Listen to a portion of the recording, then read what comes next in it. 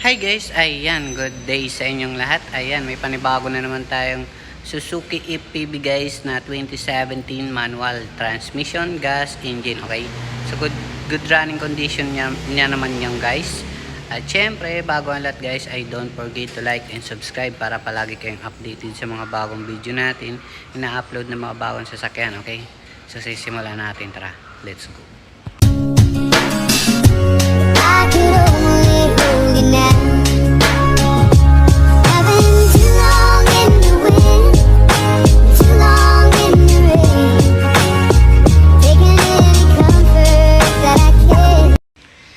Okay guys, ayan, para sa naghahanap ng Suzuki EPV guys, ayan, pang ano na siya, parang pang 6-seaters na maliit na van, okay? Ayan, manual transmission. Ayan, gas engine lang siya guys, pero ayan. Ayan, maganda pa naman siyang pang service nyo guys, ayan. Pang family nyo, so pwede pang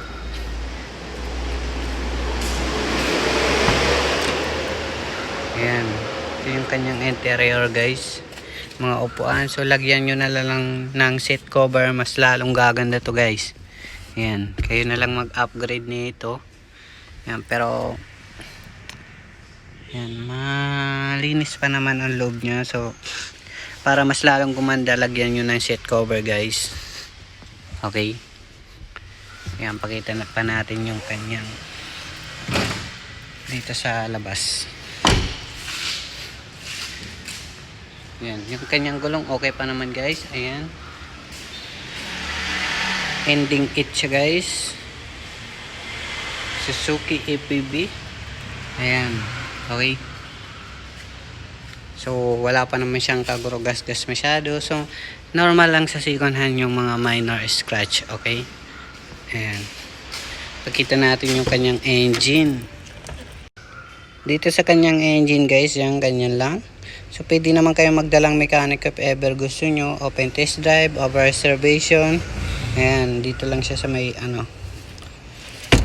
Pag okay na sa inyo, reserve nyo na guys para hindi na kayo maunahan ng iba, okay?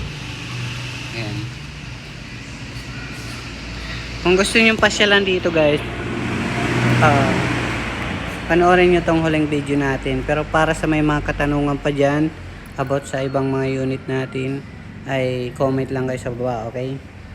Ayan, salagang 470,000 siya guys, cash. Ayan, pag financing 490,000, so plus 20,000 tayo sa financing. Ayan, kaya i-cash nyo na lang para wala pang interest. At yung 470,000 baka mabawasan pa dito pag na-test drive nyo, okay?